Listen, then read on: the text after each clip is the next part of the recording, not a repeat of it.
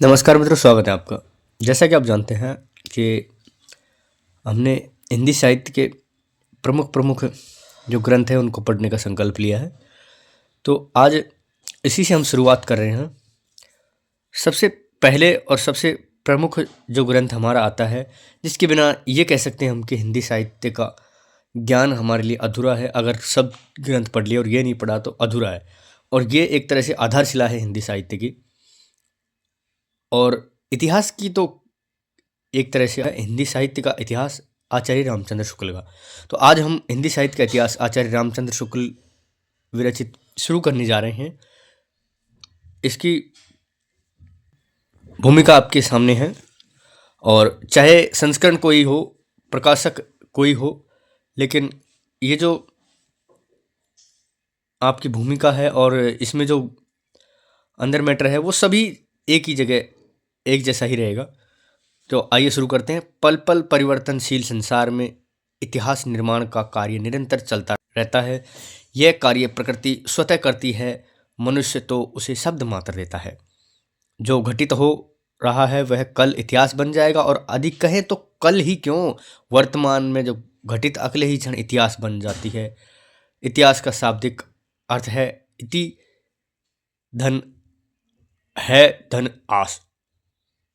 इति का अर्थ ऐसा, है का अर्थ निश्चय पूर्वक, आस यानी हुआ, अर्थात ऐसा ही निश्चय पूर्वक हुआ। निश्चय पूर्वक हो चुकी अतीत की अवस्थाओं का अवलोकन ही इतिहास का कार्य है। प्रत्येक वस्तु का इतिहास, हिंदी साहित्य का भी अपना इतिहास है।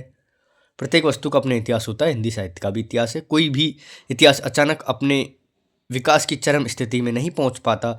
इसके लिए विभिन्न इतिहासकारों को सामग्री संकलन, वर्गीकरण, विश्लेषण, संश्लेषण आदि क्रियाओं का मार्ग तय करना पड़ता है। इस इतिहास लेखन के कार्य में व्यक्ति विभिन्नता, कारण मत विभिन्नता, विविधता का आना स्वाभाविक है, और सौंदर्य वस्तु में नहीं, देखने वालों के नेत्रों में होता है। इसी कारण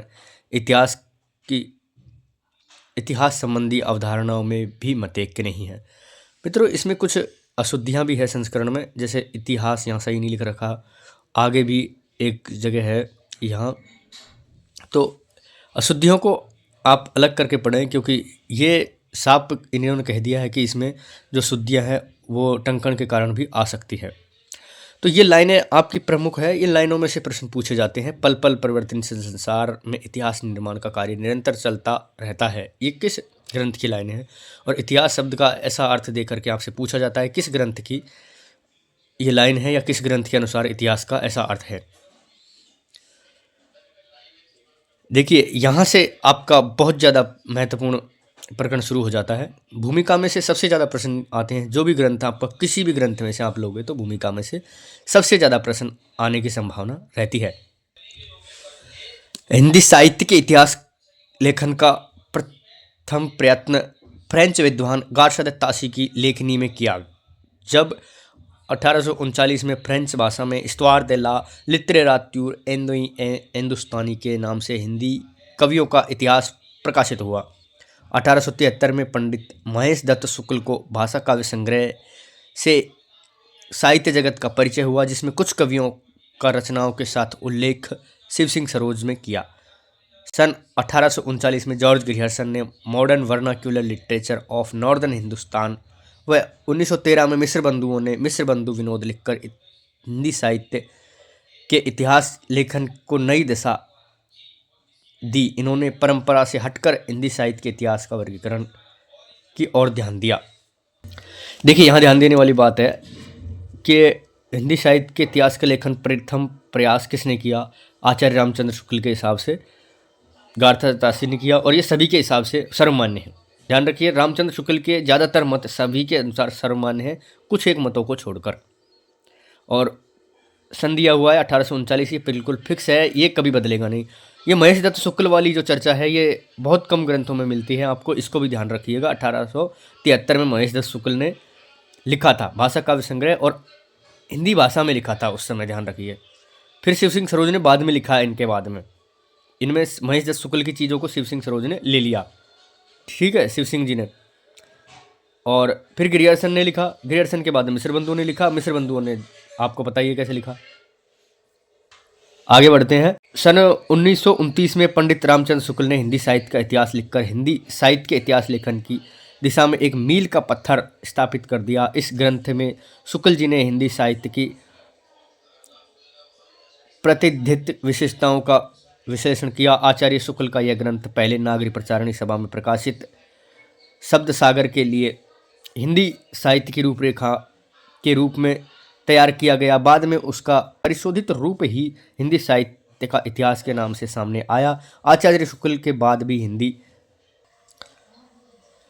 साहित्य के इतिहास संबंधी अनेक ग्रंथ लिखे गए।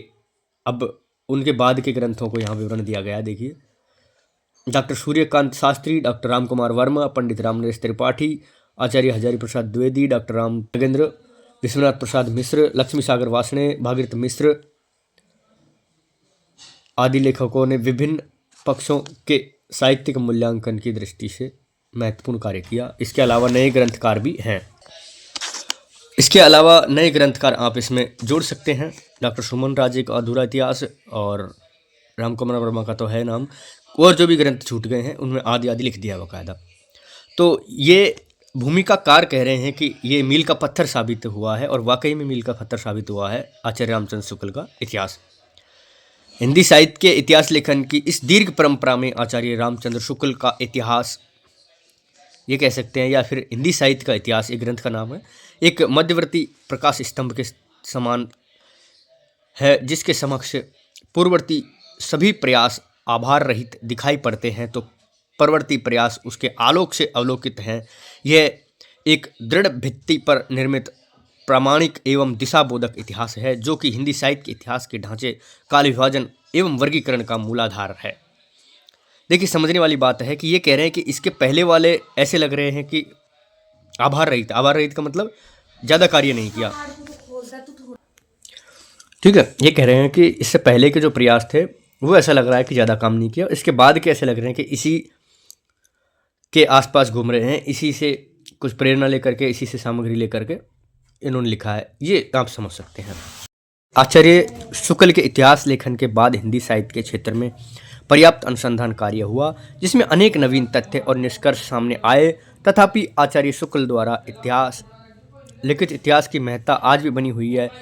हिंदी साहित्य का कोई भी इतिहास आचार्य शुक्ल के बिना पढ़े बिना अधूरा है। ये मैं आपसे शुरू से कह रहा था कि आचार्य रामचंद्र शुक्ल के बिना हिंदी साहित्य का इतिहास अधूरा है, एक आधारशिला है हिंदी साहित्य के इतिहास की।